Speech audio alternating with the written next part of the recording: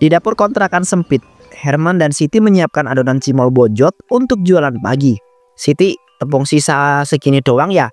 Rasanya baru beli minggu lalu deh. Sekarang tiap hari kok makin boros saja, jualan makin sepi. Uang juga udah makin tipis banget. Iya bang, harga bahan semuanya naik, tepung sama minyak mahal banget. Tapi abang jangan terlalu dipikirin, nanti malah pusing sendiri. Sabar aja ya. Aku udah sabar sih, tapi kalau begini terus kita itu bisa kelaparan. Udah 2 minggu jualan cuma balik modal doang, nggak ada sisa. Aku ngerti bang, aku juga capek ngatur uang. Ya walaupun tetap aja kurang, tapi aku percaya kalau kita jujur, Tuhan pasti kasih jalan. Pelan-pelan aja.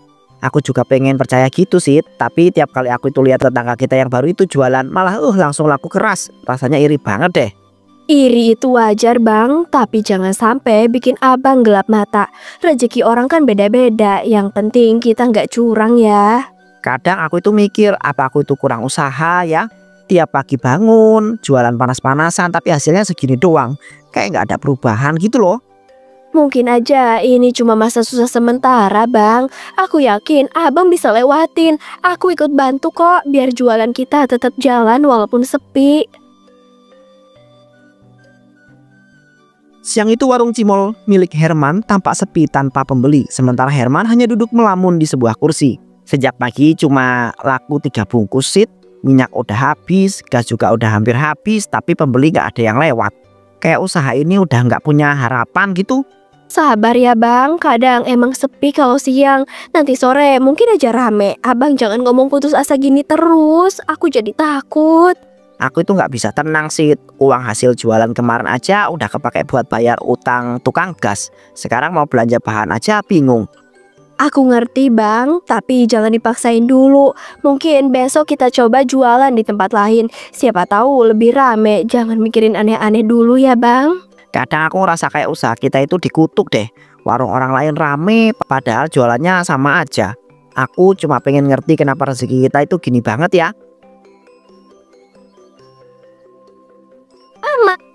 Aku lihat kamu dari tadi murung aja, warungnya sepi banget ya. Gimana, masih kuat jualan cimol terus di panas begini? Wah Yanti, udah lama banget gak nongol. Iya nih, jualan makin susah. Kayaknya nasib gue itu emang lagi apes terus. Mau semangat aja susah. Kalau nasibmu lagi buntu, jangan nyerah dulu. Kadang ada cara lain loh buat ngelancarin rezeki. Tapi ya bukan cara biasa, ngerti kan maksudku? Maksud kamu apa? Jangan ngajarin aneh-aneh ya. Abang udah capek, jangan malah ditambah pikiran aneh lagi. Kita masih percaya usaha sendiri. Tenang aja, aku cuma bilang ada temanku yang sukses jualan setelah dapat bantuan. Katanya sih pesugihan, tapi bukan yang ngeri-ngeri, cuma benda sederhana aja. Pesugihan? Maksudmu semacam jimat gitu? Kayaknya mustahil deh kalau rezeki bisa datang secepat itu. Bukan sembarang benda man, namanya lap bekas. Kalau kamu dapat yang cocok, warung kamu bisa rame tiap hari. Tapi ya ada syaratnya dikit. Ya udah deh, sini aku beli 3 bungkus dah ya. Kasihan aku lihat kamu mulu-mulu. Herman duduk termenung di sudut dapur, pikirannya masih muter tentang omongan Yanti tadi siang. Sit, kamu itu pernah dengar nggak? Katanya ada orang bisa tiba-tiba jualannya laku keras cuma karena dapat barang aneh, kayak jimat atau benda bekas begitu. Barang aneh, maksud abang apa sih? Kok ngomongnya kayak nggak biasanya? Emangnya abang dengar dari siapa cerita kayak gitu?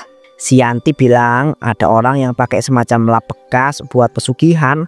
Katanya warungnya langsung rame. Aku cuma penasaran apa bener gitu.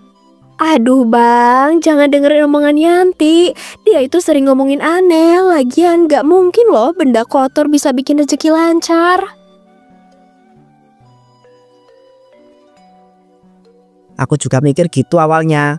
Ya siapa tahu aja bener. Aku udah usaha terus tapi hasilnya tetap begini-gini aja. Abang jangan tergoda hal kayak gitu bang. Rezeki itu bukan dari benda, tapi dari niat dan usaha. Kalau abang percaya begitu malah bikin nyesel nanti. Aku capek sih, tiap hari itu goreng, nunggu pembeli, tapi hasilnya cuma cukup buat makan sehari. Aku juga manusia, aku itu pengen hidup yang layak gitu. Aku tahu bang, tapi jangan sampai karena capek abang jadi milih jalan yang salah. Aku masih percaya abang orang baik, jangan berubah ya. Aku cuma penasaran doang. Ini lap yang tiap hari kita pakai kayaknya udah usang banget ya. Kadang aku tuh mikir kalau benda begini bisa bantu kenapa nggak dicoba ya?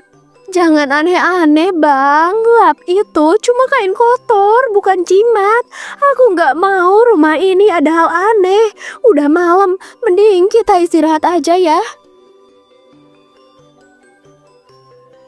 Ya Sid, aku tuh cuma ngomong aja kok. Nggak usah khawatir, aku itu nggak bakal melakukan hal yang aneh. Aku harap abang beneran gak mikir macem-macem. Aku cuma pengen kita hidup tenang walaupun sederhana kayak gini. Iya, tenang aja.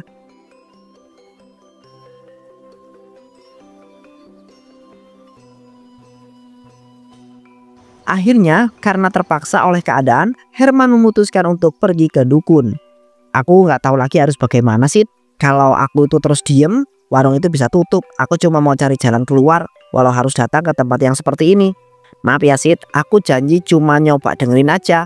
Nggak bakal macem-macem, tapi kalau bener bisa bantu, aku itu bakal ambil resikonya deh. Aku sudah tahu kamu bakalan datang malam ini. Aku ngerasain energi dari jauh. Niat kamu sudah saya baca dari tadi sore. Saya itu nggak bilang siapa-siapa Bu. Kok bisa tahu saya itu mau datang? Saya tuh cuma pengen nanya soal usaha yang udah mentok begitu. Semua orang datang ke sini karena putus asa, Nak. Rezeki yang macet bisa dilancarkan asal kamu berani dan siap tanggung akibatnya. Saya cuma pengen warung saya itu rame lagi Bu. Saya itu sudah kerja keras tapi hasilnya ya nol besar. Kalau begini saya itu bisa kehilangan semuanya deh. Ada satu cara, sederhana tapi nggak semua orang kuat. Kamu cukup ambil lap bekas dari tempat tertentu. Benda itu bisa narik rezeki asal kamu rawat dengan cara khusus. Lap bekas, maksudnya kain lap biasa Bu. Kenapa benda kayak begitu bisa narik rezeki toh? Apa ada sesuatu di dalamnya? Lap itu bukan sembarang kain, Nak. Itu bekas dari tempat yang penuh energi kuat. Tapi jangan banyak tanya ya. Cukup jalanin aja ritualnya. Kalau saya ambil terus saya itu harus ngapain Bu? Saya itu nggak mau menyakiti siapa-siapa. Cuma pengen dagangan saya itu laku. Itu aja. Ini awalnya. Lap ini harus kamu simpan di dekat wajan tempat kamu goreng cimol. Jangan sampai istrimu tahu dan jangan pernah dicuci. Kalau cuma nyimpen saya sanggup Bu. Tapi kalau ada syarat aneh-aneh, saya itu nggak tahu bisa buat atau enggak. Saya itu cuma pengen rezeki lancar aja. Semua rezeki ini ada gantinya, Nak. Tapi selama kamu patuh, rezeki bakalan ngalir tanpa henti. Ingat ya, mulai malam ini hidup kamu gak akan sama lagi. 2 jam kemudian. Di belakang rumah Yani, Herman menyelinap di tengah malam. Ya Allah, semoga nggak ada yang lihat. Bu Saroh bilang lapnya itu ada di belakang rumah janda. Aku cuma butuh satu, biar warung itu bisa rame lagi.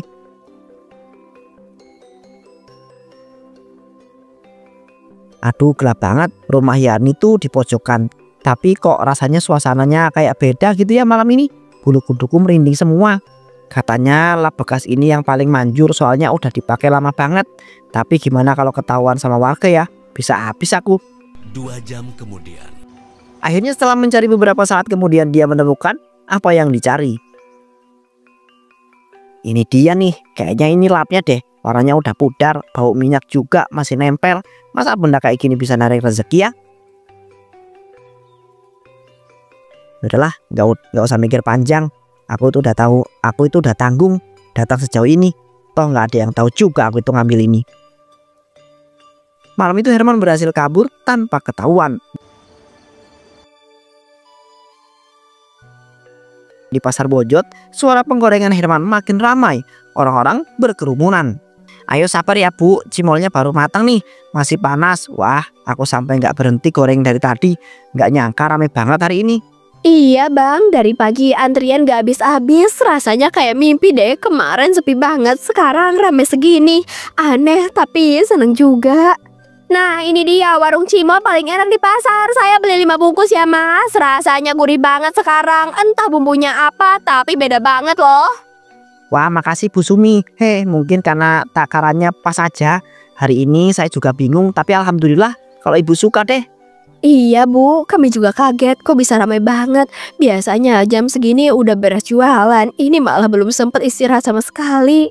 Ya udah, semoga makin laris ya, Mas Herman. Saya doain warungnya nggak pernah sepi lagi. Ini uangnya lebihin dikit deh buat semangat. Wah, ramai juga nih, Man. Jadi kamu beneran ngelakuin yang aku omongin kemarin. Kok cepet banget ya efeknya? Shh, jangan ngomong-ngomong keras-keras. Ada Siti di sini. Tapi iya, aku udah coba dan bener hasilnya langsung terasa. Pasar kayak disihir gini. Yanti, kamu beli cimol juga? Kok bisik-bisik gitu sama abang? Ada apa sih? Alah, enggak kok Siti. Ini cuma nanya resep baru aja nih. Aku beli 2 bungkus sekalian ya. Udah ngiler nih, lihat antrian yang banyak kayak gini. Ya Yanti, cuma nanya resep aja kok. Syukurlah rame banget hari ini. Tapi aku tetap heran loh Bang. Rasanya semua ini cepet banget berubahnya. Kayaknya bukan kebetulan deh. Rezeki bisa datang dari mana aja sih. Kadang Tuhan ngasih lewat cara yang nggak kita duga-duga. Asal kita itu berani menerimanya. 3 hari kemudian. Di ruang tamu Bu Sumi, tetangga asik bergosip sambil mengemil cimol Herman. Ya Allah Yani, aku udah makan 3 bungkus tapi kok pengen lagi ya? Cimol si Herman itu rasanya bener-bener beda. Gurihnya itu nempel di lidah. Iya, aku juga sama Sumi. Tadi niatnya cuma nyicipin 1 bungkus, malah beli 2 lagi. Gimana enggak, tiap gigit itu kayak ada rasa nggak tahu bikin lagi banget loh. Iya kan, padahal dulu cimol dia keras, minyaknya hitam. Sekarang tuh empuk, gurih dan enak banget. Aneh banget ya perubahannya. Kamu sadar nggak sih Sum, sejak warung dia rame, suaminya juga kelihatan beda. Tatapannya itu loh kayak kosong tapi senyum terus. Wah iya, aku kemarin lewat depan rumahnya, lihat dia duduk di depan kompor, tapi tangannya diem aja, pandangannya kosong. Aku pikir capek, tapi kok aneh. Ada yang bilang dia itu dapat resep baru dari orang pinter, tapi nggak tahu bener apa enggak. Soalnya si Yanti juga suka kelihatan nongkrong di situ. Orang pinter? Maksud kamu dukun? Wah, jangan-jangan beneran ada apa-apa di balik cimolnya itu. Soalnya rasanya bukan kayak bumbu biasa. Tapi ngomong-ngomong, kenapa ya aku pengen makan terus padahal udah kenyang. Ini tangan gak bisa berhenti loh Sum. Iya, sama ya nih. Aku juga kayak gitu. Kayak ada yang nyuruh makan terus, tapi aku nggak lapar. Badan aku malah mulai lemas. Walah, jangan-jangan cimolnya dikasih sesuatu ya. Kok mulutku kayak pahit, tapi pengen lagi terus. Ya ampun ya, jangan ngomong gitu Tapi kamu lihat nggak lap yang dikasih buat bungkus tadi? Warnanya beda ya, kayak lap tua gitu. Baunya aneh juga. Iya Sum, aku juga nyium. Kok kayak ada bau busuk halus ya? Tapi dari cimolnya. Astaga, jangan-jangan. Aduh Yani, aku pengen beli lagi sekarang juga. Malam itu Herman kembali di rumah Bu Saroh dengan wajah penuh serakah. Bu Saroh, saya tuh mau lebih banyak rezeki dong. Sekarang warung saya itu rame, tapi saya tuh pengen tetap laris terus. Saya tuh nggak mau berhenti di sini. Kamu terlalu tamak Herman. Lab itu sudah bekerja. Tapi kalau kamu mau lebih, ada harga yang harus dibayar lebih besar. Saya siap Bu, apapun caranya. Saya tuh nggak mau kembali miskin. Orang udah mulai muji saya tuh nggak mau kehilangan semua ini. Baiklah, siramkan air dupa ini ke lapmu sebelum matahari terbit. Kalau berhasil, kamu akan punya pembeli tiap hari. Tapi kalau gagal, lap itu akan menagih nyawamu. Ya Bu, saya tuh ngerti. Saya tuh bakal lakukan malam ini juga. Ingat ya Herman, lap itu bukan sekedar benda. Dia makan dari rasa tamakmu sendiri. Semakin kamu serakah, semakin dia hidup. Siti menatap suaminya dengan cemas. Sejak warung ramai, Herman makin jarang bicara. Pandangannya sangat kosong. Bang, kamu kenapa sih akhir-akhir ini? Kalau aku tanya, kamu malah marah. Padahal aku cuma khawatir. Kamu ini suka bengong terus ngomong sendiri. Aku cuma capek sih. Jangan banyak tanya ya. Kerja dari pagi sampai malam. Wajar dong kalau kepala pusing. Tapi dulu kamu nggak pernah kayak gini, Bang. Sekarang kamu kayak bukan kamu. Mata kamu kosong. Terus kadang kamu ngomong lapnya haus. Itu maksudnya apa sih? Diam Sid, jangan ikut campur. Kamu itu nggak ngerti apa-apa. Ini semua buat kita, buat rumah ini. Aku cuma takut, Bang. Aku ngerasa ada yang aneh di dapur ini. Tiap malam aku dengar ada kayak kain digeret di lantai. Tapi pas aku lihat nggak ada apa-apa. Itu cuma imajinasi kamu aja. Sekarang tidur aja. Besok dagangan harus siap sebelum subuh. Pagi itu warung Herman penuh sesak. Suara wajan beradu dengan tawa para pembeli. Ayo, yang mau ngantri sabar ya. Cimolnya baru mateng nih, masih panas. Nih Bu, sambalnya banyak biar pedasnya mantap. Warung kita itu makin rame hari ini Sid. Iya Bang, rame banget ya. Tapi aku heran, dari kemarin ember itu nggak pernah kamu sentuh. Padahal isinya cuma lap. Kok kamu jagain banget, kayak ada benda penting aja.